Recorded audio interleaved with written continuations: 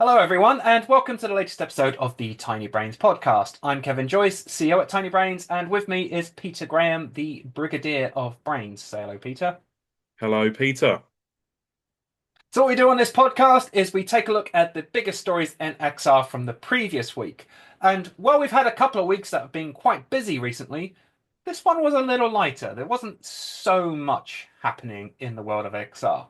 But we're going to dive straight in with a, a phoenix from the ashes, maybe? I don't know. A Phoenix from the well, yeah, I suppose you could refer to Magic Leap like that. They certainly do seem to be making a well, could you say a comeback? But anyway, essentially, Magic Leap and Google are working together on an Android XR smart glasses prototype. We've known they've been working together for quite a while. A few years ago they announced they were partnering up, and this last week's announcement basically reaffirmed a new 3-year partnership between the two companies, and they also showcased at an event some prototype smart glasses, which again kind of look like a lot of the smart glasses at the moment. They're black framed, they look like they're from the 60s, and yeah. This is an early prototype that's going to be used as like a reference design. So this isn't the thing that's going to be coming out, but it's the start of, Android XR being put into smart glasses. Because as we know, the week before we had Samsung Galaxy XR, which was the first headset to use Android XR, but that was a VR XR mixed reality headset, whereas these are glasses. So multifunctional Android. So is this the third or fourth time Magic Leap have cropped back up and grabbed these headlines? Like, I'm losing track of who is actually Magic Leap these days. Well, yeah, I'm not too sure where they're going because yes, they how long they've been around for quite a while, and in actual fact, I remember Google being one of the main investors in Magic Leap back in the day. So it's not surprising that they are, partnering up because I think Google's gone, well, we sunk a lot of money into you, so we need to get something back. And yeah, the Magic Leap cropped up last year, like I say, because of the new announcement with Google. So they do keep coming back, and they've gone from like a kind of consumer headset, or where they're trying to promote games with the original Magic Leap, to enterprise, and now they're not doing headsets at all, and now they're doing glasses. So I don't know whether I think they're trying to pivot to post, trying to see where they can land. The work with that they're doing with Google, they're going to work on like display systems, optics, and like system integration. So yeah. Uh, I But mean, their first headset was a HoloLens rival, right? oh, It was supposedly. I actually preferred the HoloLens to the Magic Leap, but nonetheless, it was a close competitor that never actually competed. Um, and then there was the second headset, which I'm not sure if it actually ever came out, the second iteration of Magic Leap, did it? yeah, the second iteration did come out, but with far less of a bang, and that this was in their sort of enterprise era. Hmm. And then we had the device from like 2 years ago, which never saw any kind of surfacing at all. And now this one. So, I mean, at this point, if you're going to bet on a Magic Leap device, you better be willing to burn that money, right? Because the support for it, there's no guarantee it's going to last a week after a launch of a product these days. Well, Meta's burning through a lot of cash with their reality labs, so Google's going to burn a lot of cash through Magic Leap. Yeah, well, let's hope that this one is the one that brings them back and brings another competitor into the space, because as we all know, competition is healthy. So good luck to you, Magic Leap, wherever you are now. Yeah, still in Florida. Uh, Moving on to something that might be a bit more reliable for post-launch support. Well, kind of. Yes, Meta have announced their Project Aria Generation 2. I feel like we're constantly talking about smart glasses rather than VR in our VR podcast, but hey ho.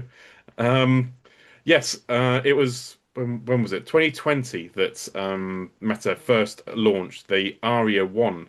And these are essentially smart glasses for researchers. It's packed full of sensors. It's never going to be coming available to the open markets.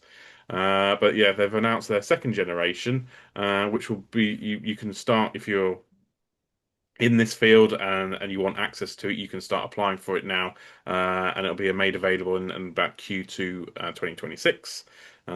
So there's no price available or anything like that at all. But these are glasses. They don't have a display.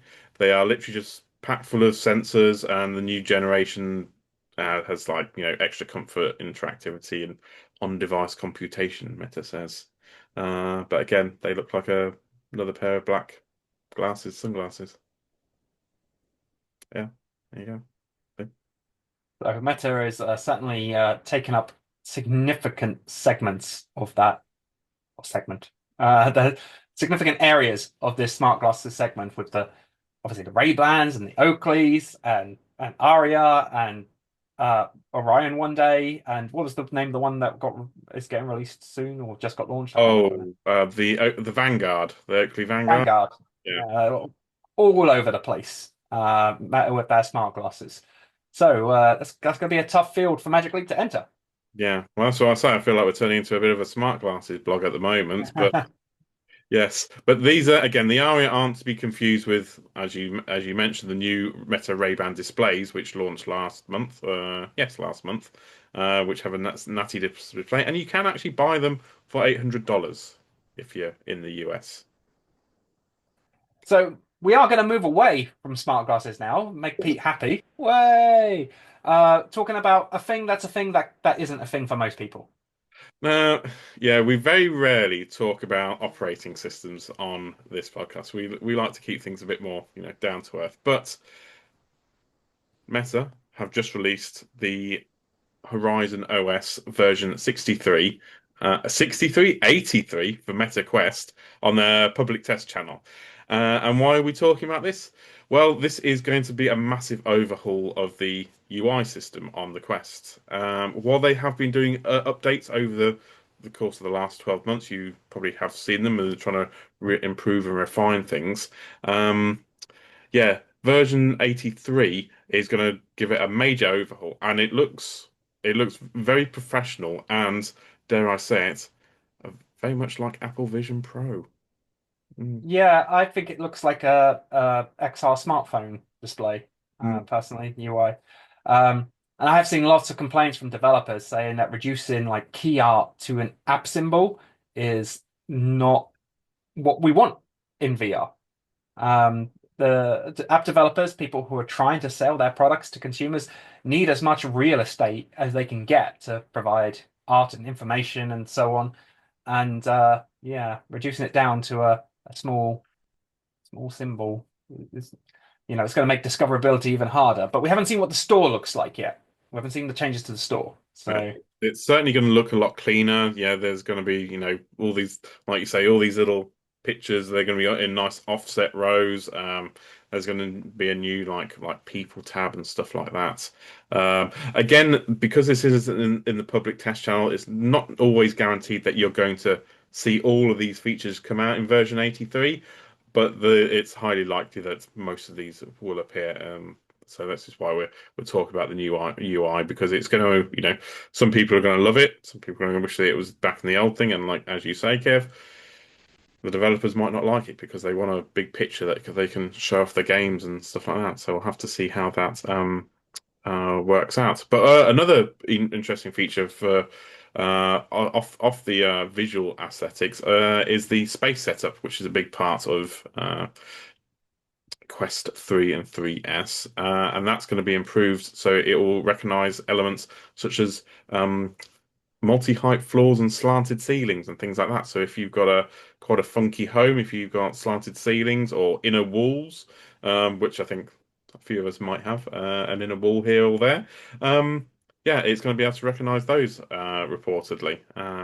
Yeah, so wait and see on. cool. I have slanted ceilings in one part of my house, so yeah, that's nice. You fancy person with your slanty ceilings. So yeah, you can then go through your whole house, set your whole house up, and then run around your house in mixed reality. Yeah. and give Meta the entire details of the internals of my house and all my possessions. That's yeah, That, I'm that's happy with that. fine.